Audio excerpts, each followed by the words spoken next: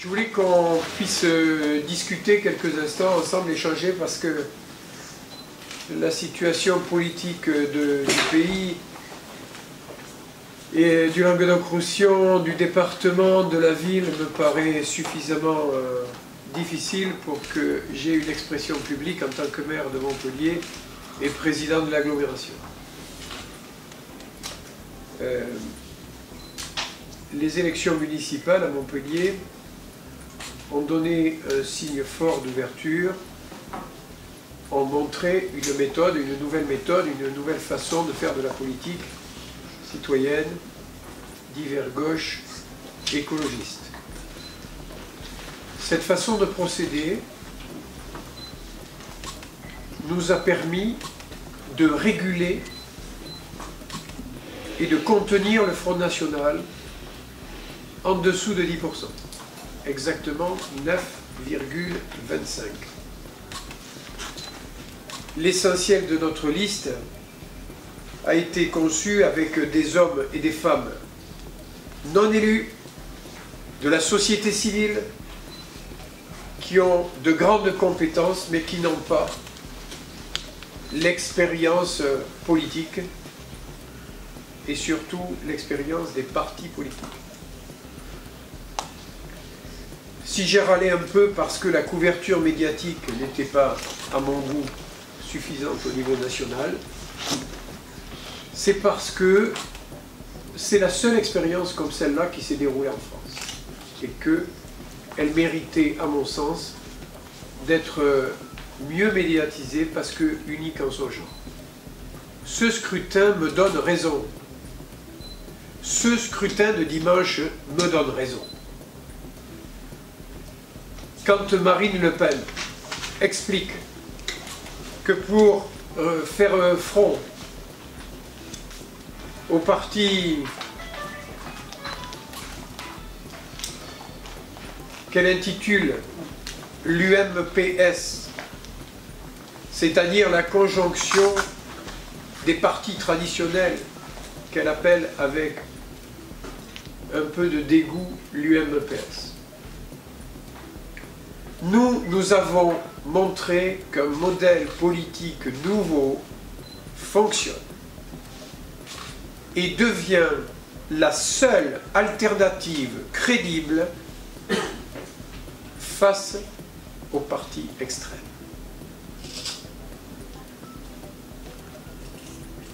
Nous avons, pendant cette campagne, non pas organisé notre liste sur les courants d'un parti, et en particulier du Parti socialiste, mais sur des valeurs que nous avons partagées ensemble, des valeurs de citoyenneté, des valeurs d'éthique, des valeurs de conviction, d'engagement, des valeurs, en un mot, républicaines.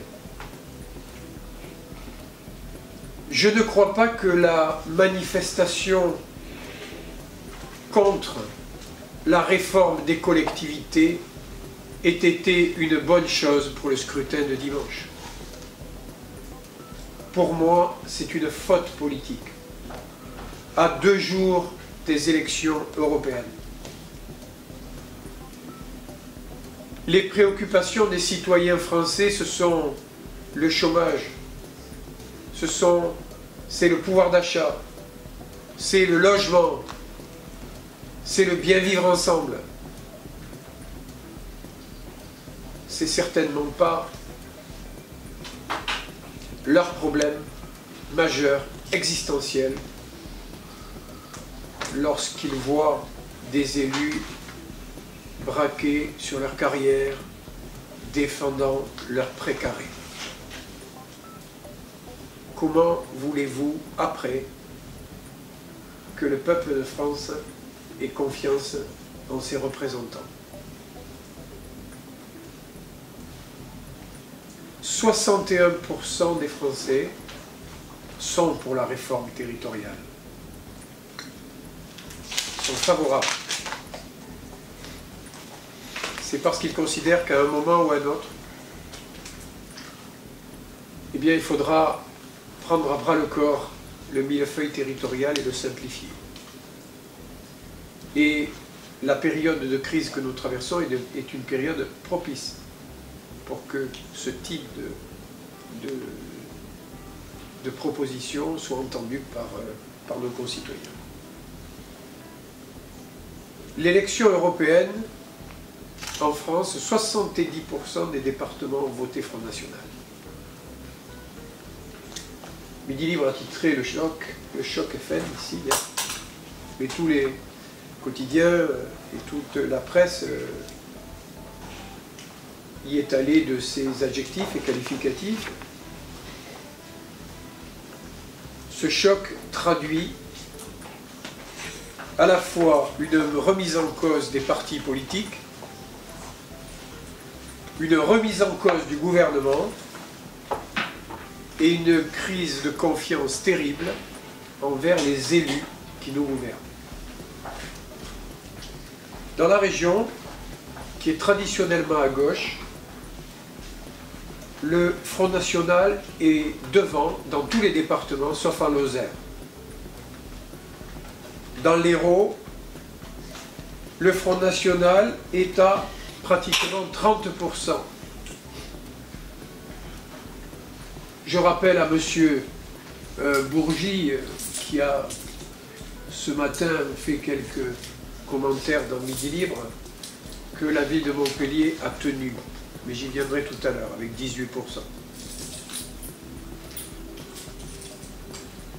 Et je reviendrai aux commentaires de M. Bourgi tout à l'heure pour lui expliquer un peu comment on lit une carte électorale le lendemain des élections.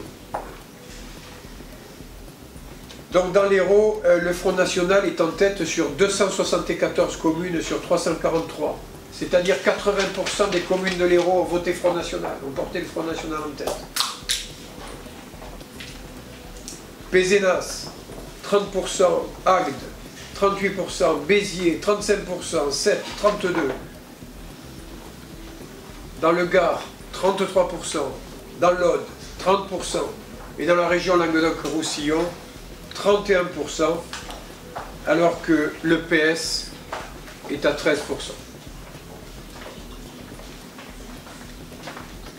Cela traduit plusieurs choses sur ce scrutin. Sur ce scrutin, cela montre que l'Europe est considérée comme sourde aux difficultés des peuples des pays et de notre pays, du peuple de notre pays. Que la gouvernance nationale aujourd'hui est impalpable. Que la parole politique est dévaluée et inaudible. Et que, comme dit Manuel Valls, les partis traditionnels parlent des langues mortes. Le paysage politique est dévasté. Le Parti socialiste est en lambeaux parce que, comme d'autres partis institutionnels, il parle aux journalistes, il parle aux élus, mais il ne parle plus au peuple. C'est ça le vrai problème. Nous avons parlé au peuple. Les grandes villes de la région, Perpignan 35, Narbonne 29, Carcassonne 31, Nîmes 26, Bagnols-sur-Cèze 33, Ballaruc-les-Bains 36, qui est la seule ville qui est socialiste. C'est la plus grande ville socialiste de l'Hérault et du Languedoc-Roussillon, Frontignan. Monsieur Bourgi devrait arrêter le socialisme gna-gna et vraiment passer à l'action. Metz, 41%. Je ne parlerai pas des villes du Sud, Nice, Marseille, Toulon, Draguignan, où là le Front National caracole en tête très largement. Pour ce qui est de Montpellier, je l'ai dit tout à l'heure, la ville a tenu 18%. Un des scores les plus faibles des grandes villes françaises. Et sauf Toulouse, le meilleur score dans le sud. À Montpellier, nous sommes à 7% au-dessous de la moyenne nationale et nous sommes à 13% en dessous de la moyenne régionale.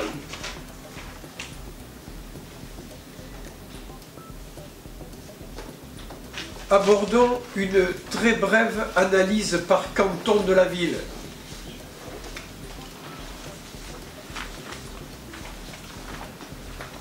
Il n'y a qu'un seul canton qui est voté socialiste majoritairement. C'est lequel? Le 3e canton de Montpellier. Aucune leçon à recevoir de M. Bourgi et de quelconque socialiste de la ville. Qu'il retrousse les manches, qu'il reparte au travail comme je fais depuis 20 ans.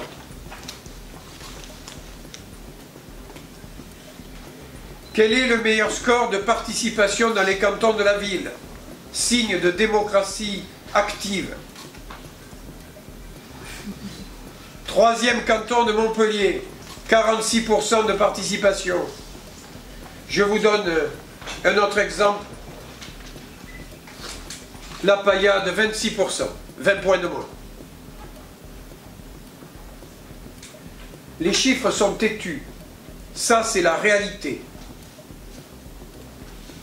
C'est le pays réel. Sans vouloir utiliser des phrases qui n'appartiennent pas à ma sensibilité politique. Voilà l'état des lieux. Le Front National est arrivé très légèrement en tête, devant José Bové et les Verts, qui, pour le coup, ici, symbolisent quelque part aussi le vote un peu anti-système qui a été avec nous lors des élections municipales. Il est normal que les Verts fassent un bon score pour les européennes. L'écologie fait partie des grandes intentions politiques qu'un grand territoire comme l'Europe doit avoir.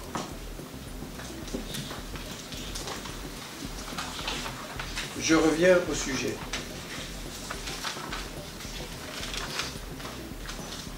Aujourd'hui, en vous invitant ici dans mon bureau, avant c'était au Super Vedette, maintenant c'est ici. Mais le problème est le même. Il n'y a que le contenant qui change. Je veux vraiment mettre un coup de pied dans la fourmilière, dans le fonctionnement classique des partis politiques qui ne répondent plus à la demande des citoyens, qui sont incapables de promouvoir la mixité sociale, le renouvellement des générations, et qui bafouent à leur façon les valeurs de la République. C'est la mollesse qui gouverne aujourd'hui. Et la mollesse, c'est jamais très bon. Et ça permet à des idéologies plus agressives de faire leur lit.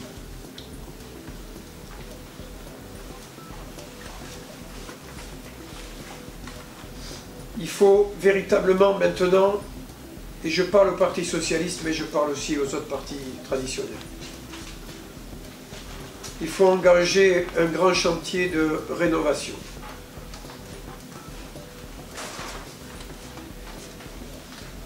Je pense qu'il faut réinjecter dans les élections législatives une dose de proportionnel, comme l'a fait François Mitterrand. Parce qu'il ne faut pas passer sous silence les aspirations de nos concitoyens. C'est le plus mauvais remède qu'on puisse trouver. À l'agglomération, j'ai réduit les groupes politiques à 2 pour que le Front National soit représenté. J'ai réduit les groupes à la mairie à 3 pour que le Front National soit représenté, parce qu'il représente nos concitoyens, et qu'il y a, ce n'est pas en passant les gens sous silence qu'on arrive à juguler les idéologies qu'ils transportent. Il faut qu'on s'engage plus sur la diminution de la durée des mandats. Nous l'avons fait avec la charte anticorps, avec Stéphanie Janin, avec Abdi El Kaddoussi, qui sont là tous les deux, et Max Lévitac, que j'excuse. Nous l'avons fait avec la charte anticorps, qui demande que 2 mandats. On peut faire que 2 mandats. En suivant, dans un exécutif. Il faut accélérer l'application du non-cumul des mandats. Et il faut remettre en cause, pour le Parti socialiste, le fonctionnement du parti. Complètement.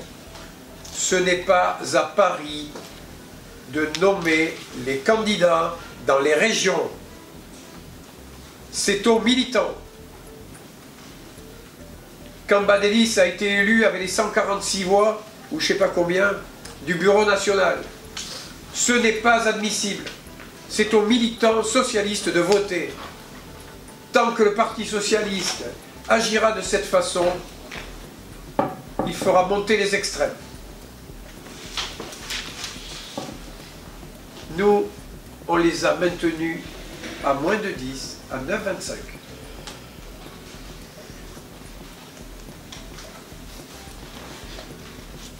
Je crois que les maires, les présidents d'agglomération, présidents de communautés de communes, ont la connaissance du pays réel. C'est peut-être par eux que cette refondation doit passer.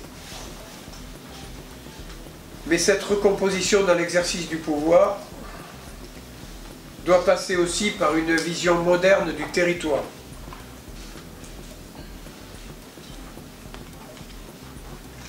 Nous prêchons pour des objectifs politiques partagés, pour la coopération, pour un pôle métropolitain, dans le respect des communes et des intercommunalités. C'est ce que nous avons proposé aux Montpelliérains dans notre campagne. Je ne peux pas rester les bras ballants devant ce phénomène, devant l'élection de dimanche. J'ai déjà rencontré un certain nombre de maires, de présidents d'agglomération et de présidents de communautés de communes, de l'Hérault et du Gard. L'idée du pôle métropolitain fait son chemin parce qu'elle est à l'échelle du territoire, à l'échelle pertinente du territoire. Enfin, et de façon plus philosophique, c'est pas en sautant sur sa chaise ou en faisant des manifestations « je veux pas le Front National, je veux pas le Front National » qu'on fait reculer le Front National. On fait reculer le Front National en parlant aux citoyens, dans la proximité, dans le respect, en payant ses PV, parce que les élus ne sont pas au-dessus des lois, en luttant contre le clientélisme, en partageant le pouvoir, en renouvelant les générations et en pratiquant les vertus de la République. Liberté, égalité, fraternité et humanisme.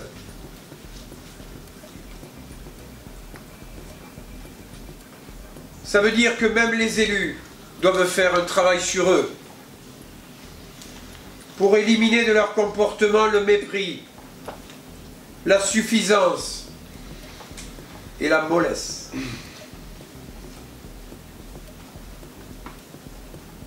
La lutte contre le Front National, c'est lutter contre les discriminations et lutter contre l'ignorance.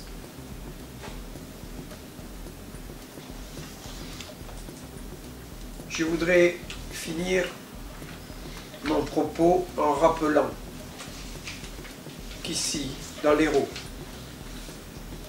et je l'ai fait tout au long de la campagne, et aujourd'hui ce que j'ai dit, qui m'a été reproché pendant la campagne, en disant que j'allais un peu fort, lorsque je citais les 3 députés, Jules Mock, Vincent Badi et Paul Boulet. On m'a dit, vous y allez trop fort, c'était l'époque de la collaboration. Bien oui, j'y suis allé trop fort, mais l'histoire me donne raison. C'est le courage politique qui fait reculer les idéologies extrêmes. C'est dire la vérité des choses. C'est être un peu chroniqueur, historien contemporain. Et là, on fait reculer tous les fantasmes qui nourrissent ces idéologies. Voilà ce que je voulais dire aujourd'hui, parce que je considère que nous sommes aujourd'hui à Montpellier les seuls remparts au sud de la gauche, mais une gauche ouverte, non sectaire, humaniste et écologiste.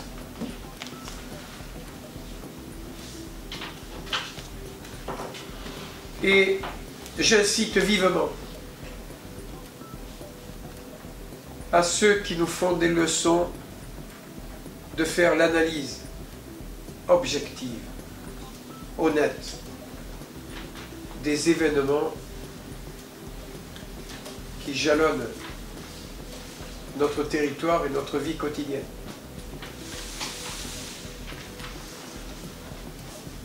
Voilà. Le midi, nous sommes en pleine romanité, nous sommes sur les bords de la Méditerranée, nous avons ici un terreau qui, sur les élections européennes, est capable de s'exprimer plus que sur d'autres élections.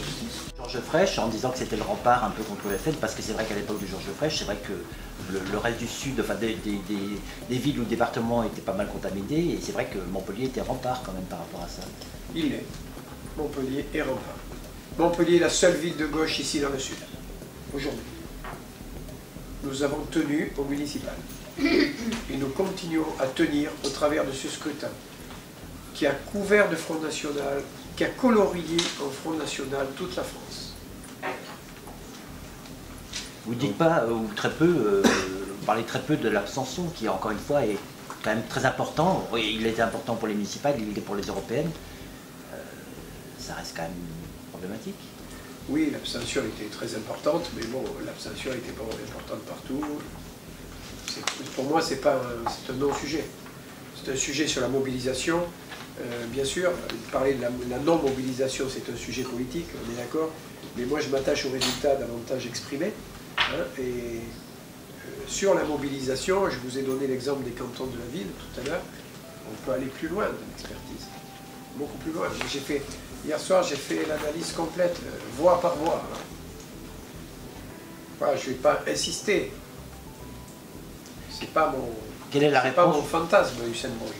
Quelle est la réponse que Montpellier peut offrir sur un scrutin comme les européennes, qui est, on le sait, un scrutin mal connu par la population? Est-ce que par exemple, faire une maison de l'Europe à l'année, dans lequel les gens auraient quand même conscience un peu plus de ce qu'est l'apport européen, peut être envisagé? L'élection de l'Europe est une élection qui paraît lointaine pour les citoyens. Et l'Europe ressemble à un guichet aujourd'hui. Les élus considèrent l'Europe comme un guichet. On va demander à l'Europe des subventions pour ça. On va demander à l'Europe une aide pour aménager le territoire de tel département. L'Europe n'est pas ressentie comme une collectivité de proximité. C'est pas à moi d'intégrer le PS. C'est au PS à changer. Moi j'ai gagné. Eux ils ont perdu. À moins qu'on veuille toujours donner la parole aux perdants. D'ailleurs, je vois qu'il y a des journaux qui continuent à interviewer Jean-Louis Gély. Pourquoi on interviewe Jean-Louis Gély alors qu'il a perdu les élections et qu'il y a 30% d'absentéisme au service éducation? C'est pas admissible. Je ne parle pas des maires de l'agglo, je parlais des maires en dehors de l'agglo. J'ai rencontré le maire de Moguio, j'ai rencontré le maire de la Grande Motte, président de la communauté de communes de l'Étang de l'Or. J'ai rencontré le maire de Sète, le maire d'Agde, j'ai rencontré, voilà, j'ai fait mon travail. C'est pas cette question qu'il faudrait me poser, si je peux me permettre. Mais, Il faudrait me poser la question, n'avez-vous pas trouvé drôle que M. Moore, M. Delafosse et Mlle Julie Fraîche, eux qui étaient vent debout pour la métropole, se trouvent à côté d'André Vézinet qui défie le contre. Alors qu'il y a un mois, il disait le contraire. Vous connaissez la réponse. Jean-Pierre Moore essaie de sauver aujourd'hui son poste de conseiller général. Julie Fraîche travaille pour la région. C'est parce que les élus, c'est parce que les élus montrent cette image-là, c'est-à-dire qu'ils ont perdu leurs idées pour être attentifs qu'à leur mandat personnel, qu'il y a des votes de cette nature. Et vous n'avez pas envie d'essayer de convaincre un Revol d'adhérer à la métropole, même s'il s'est exprimé contre au départ? René Revol est un maire qui a été élu par ses citoyens. Il est libre et notre contrat, comme avec tous les maires de l'Agglo, il est comme celui-là. Il laisse les maires libres de leur vote. D'ailleurs, je ne veux pas qu'ils votent pour moi sur certains trucs, parce que j'aime pas quand les votes, moi, ils sont 90 à 0. Moi, ça ne me va pas. Moi, je veux qu'il y ait toujours de la discussion, et c'est normal qu'il y ait des gens et des maires qui n'aient pas les mêmes intentions que la ville-centre. C'est normal, c'est démocratique. Il faut perdre l'habitude des votes à l'unanimité. Moi, je ne suis pas un stal, je suis le contraire. Même si des fois je crie, je m'énerve, y compris des fois envers les élus, c'est parce que souvent c'est pour leur éviter de faire des bêtises. La manifestation à 2 jours des européennes qui exprime quelque part ce refus du changement, parce que c'est ça quelque part, n'est pas favorable ou est favorable à une expression de rejet. Et le Front National a marqué ça. Il faut exclure André Vézinet du PS. Je suis pas, n'étant plus PS, je ne prends pas part aux réunions internes du parti. Même si je suis socialiste, au fond, personne ne peut m'empêcher d'être socialiste. Je resterai socialiste jusqu'au bout dans ma tête. Voilà. C'est ma façon, c'est ma façon d'être. Je ne peux pas ne pas être socialiste. C'est comme ça. Comment comptez-vous agir? Parce qu'en dehors d'un parti, c'est compliqué d'agir, faire avancer les idées. Vous voulez créer un parti? Pour l'instant, je vois que les partis, ils font moins bien que moi sur les municipales. Vous n'avez pas répondu à ma question. Si, je vais y répondre. Mais d'abord, un constat. Un constat, c'est que les partis traditionnels sur les municipales n'ont pas existé face à notre initiative. Moi, je viens juste d'être élu maire de Montpellier. Je vous rappelle que ça fait 1 mois et demi que je suis élu maire de Montpellier et que ça fait 4 semaines que je suis président de l'agglomération. Alors, je ne pense qu'à une chose, Montpellier. Et les Montpelliérains qui m'ont élu. Il est normal que, en tant que maire de la capitale régionale, je dise la région m'intéresse.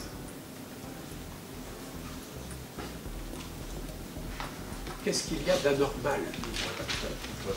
Mais voilà, moi je suis contre le cumul des mandats, donc c'est simple. Dans les partis politiques, il n'y a pas de renouvellement des générations, il n'y a pas de rediscussion des idées. La situation du pays est difficile. Bon, je crois qu'il fait face. Hein. Il fait face dans un climat qui est très compliqué, à l'intérieur même du gouvernement, à l'intérieur du corps social du pays et puis à l'intérieur des partis aussi. Regardez ce qui s'est passé pour les européennes. Une grande partie des candidats ont été nommés par Paris. Regardez ce qui est arrivé à Catherine Trottmann. Catherine Trottmann, elle a du courage. Réforme du scolaire, est-ce que le dispositif qui sera mis en place pour 2015 pour l'année, ou alors, et vous allez continuer de travailler pour proposer quelque chose en 2016? Absolument. La concertation à partir de septembre. Ouais. À partir de septembre, nous ouvrons la concertation avec Isabelle Marcella dans toutes les écoles afin de pouvoir apporter le meilleur. Si on peut modifier l'année après, on le fera. On l'a fait. Je pense que dans un climat qui est un peu délétère, où il y a une dilution des idées et des partis politiques, faire montre d'un peu de volontarisme sur l'application d'une réforme le positionne comme homme fort. Politiquement, je ne vois pas de... plus, le millefeuille territorial, je vous l'ai dit, 61% des Français souhaitent le réformer et le simplifier. Donc la population est quand même consentante. Ce sont les élus qui ne sont pas consentants. Parce que... Ben, Vézinet veut un référendum sur la question apparemment, donc vous lui dites chiche. Ah mais si on verra bien, ouais, moi, ça ne me choque pas. Ça ne me choque pas. L'idée du référendum est une idée que nous avons défendue pendant la campagne. Non, ça ne me choque pas. À un moment, il faut savoir consulter aussi. L'État français est très endetté, mais il y a beaucoup de patrimoine privé. Il suffirait de prendre un peu dans le patrimoine privé pour renflouer les caisses de l'État. Nous sommes dans un pays de droit. La propriété est un droit naturel, c'est l'article numéro 2. L'homme jouit de droits naturels. La liberté, la propriété, la sécurité et la résistance à l'oppression. Article 2. Il y a l'impôt aussi qui existe en France. Oui, mais ce n'est pas dans l'article 2. Il permet justement de rétablir les Oui, de répartir. Oui. Mais l'impôt, c'est autre chose. Vous me parlez de propriété. Sur la propriété, c'est un droit naturel. Ce que propose Thomas Piketty, c'est de taxer plus le patrimoine privé. C'est aux députés de prendre la décision, non? Là, vous faites une conférence de presse. Mais moi, je ne suis pas député. Déclaration moi, je suis maire de la ville et président de la gauche. Je ne suis pas député.